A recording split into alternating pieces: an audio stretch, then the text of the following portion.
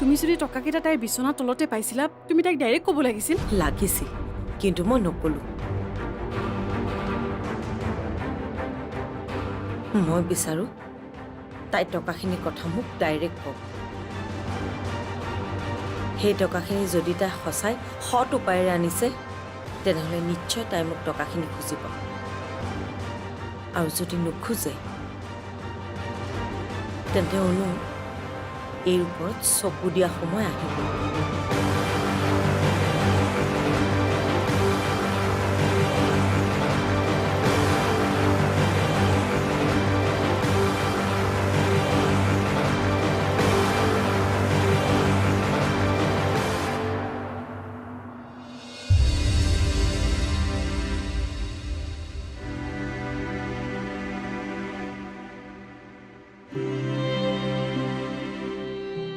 মা,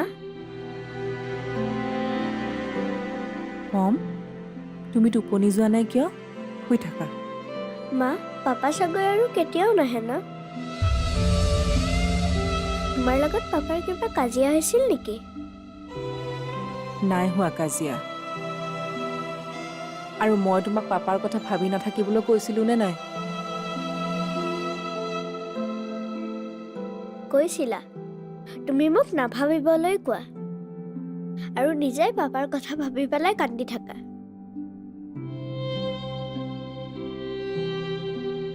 এইবোৰ মিছা কথা পম। মই তোমাৰ পাপাৰ আশা বাদ দিলো। তেওঁ যদি আমাক এনেকৈ অকলে এৰি থৈ যাব পাৰে তেন্তে আমিও পাৰিম। কিন্তু মা, তুমি কান্দি নাথাকিবা। তুমি কান্দিলে মোৰ বৰ দুখ লাগে।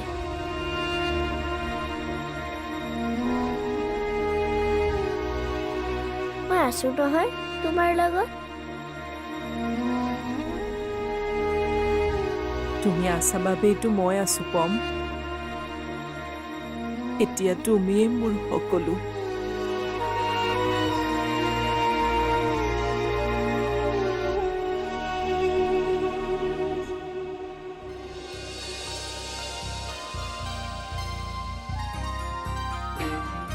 জিউ, এতিয়া তুমি ধুনীয়াকৈ শুই যোৱা।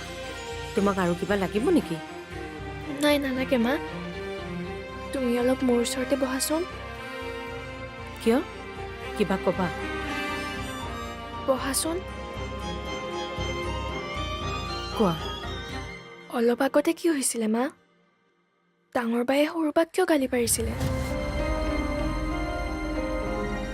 সৰু বায়ে আকৌ কিবা কৰিলে নেকি? তাৰমানে তুমি সকলো শুনি আছিলা। প্ৰজ্ঞাৰ কথাটো তুমি জানাই।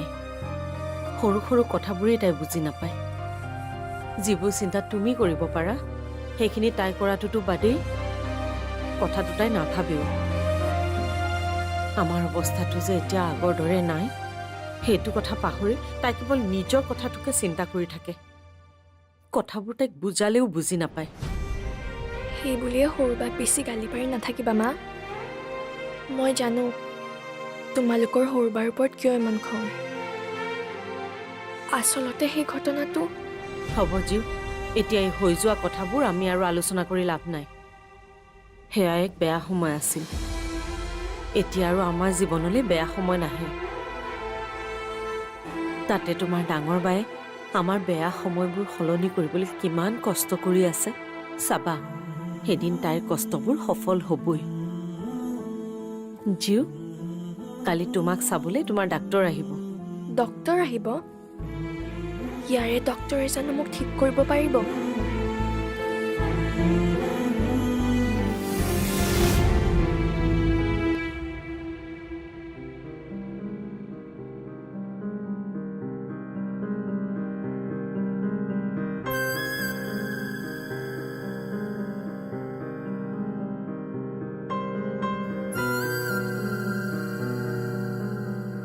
কি ক'লে ডাক্তৰে? ভাল হ'বনে? ডাক্তৰে জানো ভাল নহ'ব বুলি কয়, কিন্তু তাইৰ দেখোন বেমাৰটো দিনক দিনে বেছি হৈ গৈ আছে। আমাৰ ভণ্টীয়ে তাইক এবাৰ বাহিৰত নি দেখুৱাই অনা কথা কৈছে। ইয়াৰ ডাক্তৰে বোলে বেমাৰবোৰ ধৰিবই নোৱাৰে।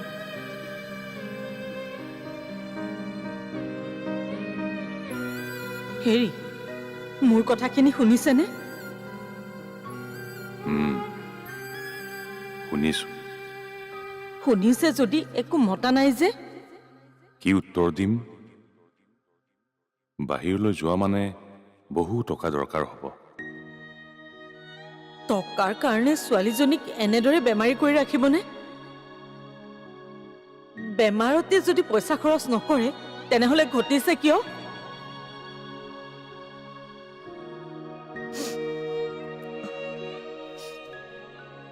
টকাৰ কাৰণে আপুনি চিন্তা কৰি নাথাকিব। আপোনাৰ যদি ইমানেই অসুবিধা হৈছে তেনেহলে মোৰ গহনাখিনিকে বিক্ৰী কৰি দিয়ক। মুঠতে তাইক বাহিৰত নি দেখুৱাই আনিব লাগিব।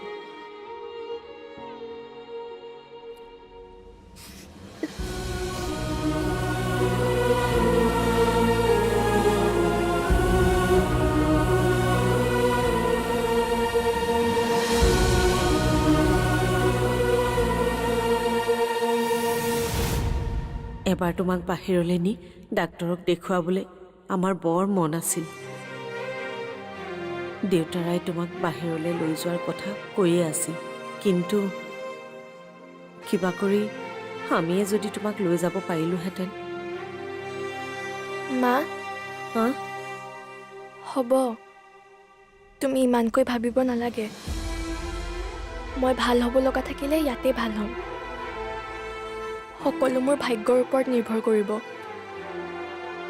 তুমি কিন্তু মোক বাহিৰৰ ডক্তৰ এটাত দেখাব লাগিছিল বুলি ডাঙৰ বাক নকবা। এনেও বাৰ বহুত চিন্তা। বাক একো নকবা মা।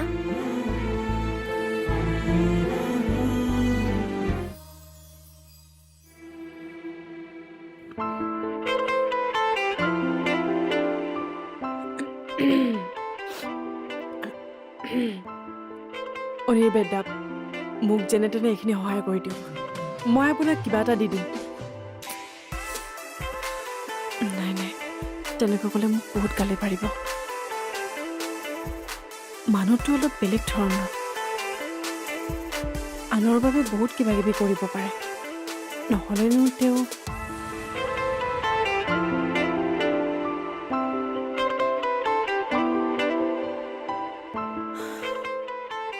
সেইদিনাওতো মোৰ বাবে ভগৱান হৈ আহিছিল, আৰু আজিও। নহ'লেতো এতিয়া মই থানাত থাকিব লাগিলে হয়। কিন্তু আনৰ বাবেনো আজিকালি কোনে চিন্তা কৰে? কিন্তু অনিৰ্বেদাৰ অন্তৰখন সঁচাকৈ বহুত ভাল। অনু, কাৰ অন্তৰখন বেলেগ অ'? কোন হয় সি? নাই নাই, কোনো নহয়।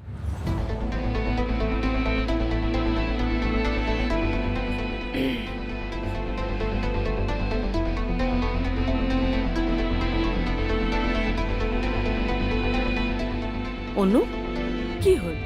তই মাত সলনি কৰি কথা কৈছ যে? তই গাড়ী চলোৱা কাম কৰিছ নে ক'ৰবাৰ এই নাটক পাৰ্টিত জইন কৰিছ? মা, আমাৰ জীৱনটোৱেচোন এখন নাটক, আৰু এই নাটকখনত আমি সকলোৱে একো একোজন ভাৱৰীয়া, আৰু সময় সময়ত আমি নিজৰ ভাৱো সলনি কৰিব লাগে। তুমি মই কেতিয়াবা ভাবিছিলোঁ জানো যে টকাৰ বাবে মই এদিন গাড়ী চলাম, কিন্তু গতিকে তুমিয়ে কোৱাচোন, আমাৰ জীৱনটো নাটক নহয়নো কি? নাটকটো বাৰু বুজিলো,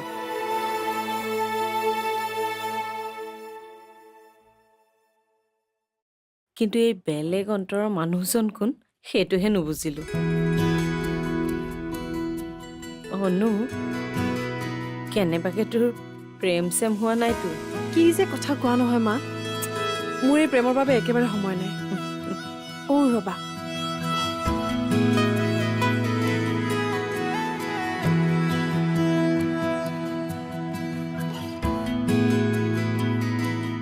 এইখিনি লোৱা। আজি বেছি ভাড়া মৰা নহ'ল। সেইবোৰ মোক কিয় দিছ? তই ৰাখি থ। নাই মা, এয়া দায়িত্ব তোমাৰ।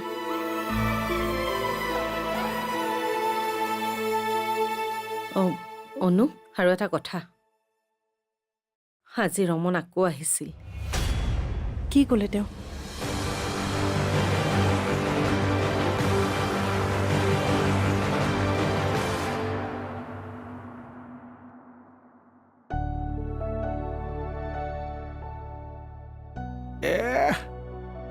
কি হ'ল জানো, টোপনিয়াই নহা হ'ল দেখোন। তোৰ টোপনিটো যে আজি পুতুল খুৰাই কাঢ়ি নিছে সেইটো ভালদৰে জানো। নাই অ'।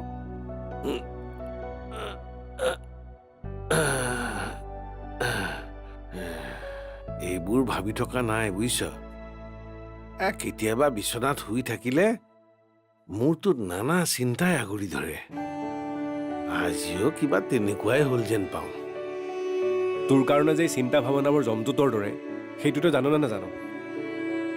এতিয়া কিন্তু তই যাত্ৰা উত্তৰ দি নাথাকিবি, আৰু যদি দিয় মোৰ গালি শুনিবলৈ সাজু হ। নাই নাই, মই একো নকওঁ দে। মই কম কিবা এটা, তই বুজিবি কিবা এটা। তাতকৈ মনে মনে থকাই ভাল। একদম ভাল চিন্তা কৰিছো। আৰু শুন, আনৰ জীৱনত কি হৈছে, আনৰ ল'ৰাই বাপেকক কি কৰিছে, এইবোৰ কথা কৈ তই তোৰ জীৱনটো আৰু মোক তুলনা নকৰিবি। আনৰ জীৱনত কি হৈছে, আনৰ ল'ৰাই বাপেকক কি কৰিছে, এইবোৰ কথা কৈ তই তোৰ জীৱনটো আৰু মোক তুলনা নকৰিবি। মনত ৰাখিবি, তোৰ আৰু মোৰ সম্পৰ্ক আন বাপেক পুতেকতকৈ বহুত বেলেগ। বুজিলিতো পিতাই? বুজিলো পুত্ৰবৰ। যা, তই এতিয়া শুই যা। মই তেতিয়াহে শুব পাৰিম যেতিয়া তোৰ টোপনি আহিব। মই মোৰ মোবাইলত তোৰ প্ৰিয় গায়কৰ প্ৰিয় গীতটি লগাই দিছো। চাবি তোৰ ইও টোপনি আহি যাব। বুজিছো দেই, লগাচোন লগা।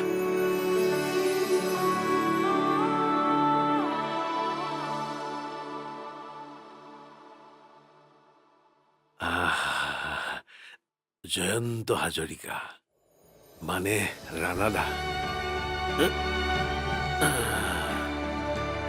যি মৰিও অমৰ। বেজাৰতে টোপনি নাহিলে মোৰ, কপালতে যেন হাত জ্বলাই, কপালতে যেন হাত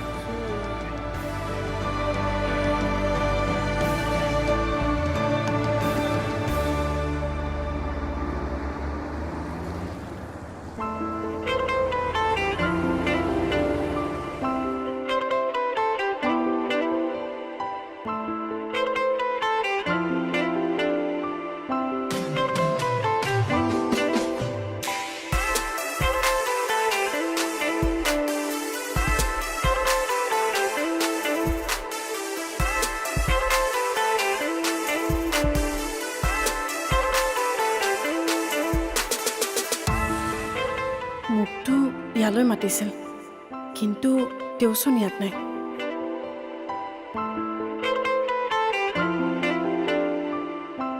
মানুহো নাই, গাড়ীও নাই, কি কৰোঁ? শুনা কণ, আহি পাই গলি। দাদা মাতিছিল নহয়, আহি গ'লো। ভালেই কৰিলি দে, কিন্তু তোৰ দাদাৰে নাই, ওলাই গৈছে ভাড়া এটা লৈ। আহিব, বেছি সময় নালাগে। তোৰ চুলিয়ে নে কাটন নাকাট?